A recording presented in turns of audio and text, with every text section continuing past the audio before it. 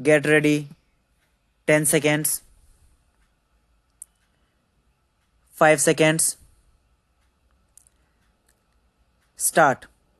Mr. Deputy Chairman, sir, before adjournment, I was dealing with the question of selection and appointment of judges and the part the government was playing in the matter. I pointed out how the government had been discriminatory in such matters. I would beg of you to ask the Honourable Minister not to evade the issue that I have raised, because there is a tendency on the part of the government to evade certain issues involving principles whenever they have no straight answers to give.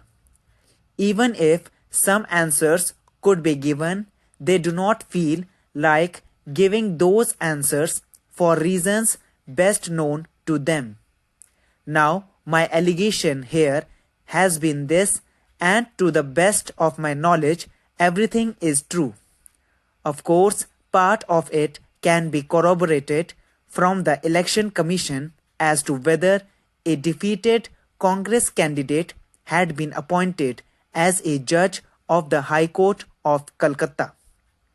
And the other part of it can be ascertained by the government from the persons concerned, that is to say, the former Chief Justice of the Calcutta/High Court. Now, the point that I want to make is this. When the Chief Justice had recommended somebody, that recommendation should not have been set aside on the basis of a police report. A CBI sub-inspector certainly is not a higher personality in our setup than the Chief Justice of a High Court. And yet, the recommendation was rejected, as everybody knows, on the basis of the police report generally drawn up by CBI sub-inspectors of the regime. Now, sir, in the matter of selection of High Court judges, extreme care should be taken so that no extraneous considerations come in. Therefore, sir, I would suggest that in the matter of selection and appointment of judges, the whole thing should be left to the judiciary itself, to the Chief Justice of the High Court, and finally to the Chief Justice of the Supreme Court. It is possible for the government to delegate these powers to them. Now, you will say that there are certain administrative considerations and other things. They can come into the picture if it is a question of appointment of an officer or a district judge by promotion to the High Court bench, but in other matters, the High Courts generally know what is to be done.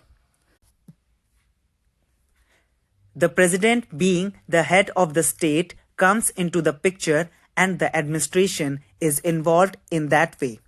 But the Cabinet or the Council of Ministers should never enter into the picture as far as such matters are concerned.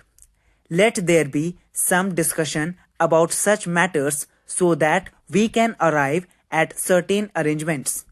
Why I say this is because otherwise there will be no protection against discrimination, there will be no protection against mischoice, and there will be no protection against certain extraneous considerations influencing such appointments.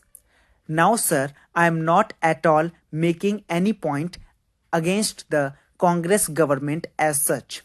I am only dealing with the question of principle. It may be a Congress government or it may be any other government.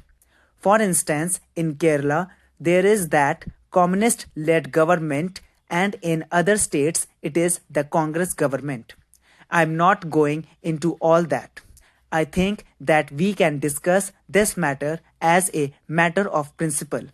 Such appointments should be made by the judges of the high courts and by the judiciary itself. That is the main point that I want to stress in this connection. We have seen that not only the defeated candidates but sometimes some active politicians also whom the ruling party cannot otherwise oblige are appointed as judges. There may be a good reason for doing that thing or not, I do not know. But such things do happen sometimes, and in fact, such things should not happen. It should appear to the country that the whole thing is being handled without any kind of interference or political prejudice, and so on. Now I understand that they will not be willing to accept such an arrangement because they are not prepared even to allow the judges to settle the question of their own vacation. I can understand their difficulty because I know the frame of their mentality. But then that is not good, and in order to ensure integrity, this question should be changed. Secondly, sir, I think there should be two types of appointments. One by direct recruitment from the bar, and another, of course, by promotion. Promotion is no doubt very important, but equally important is the direct recruitment. Now, today, we talk about dynamic things. Yesterday, when the Prime Minister was speaking, well, science had been linked with matter. I do not know how things are being evolved. Matter has been linked with the spirit, but here we are concerned with dynamic and social progress. Now I think we should have a proper type of men for our bench. That is very important.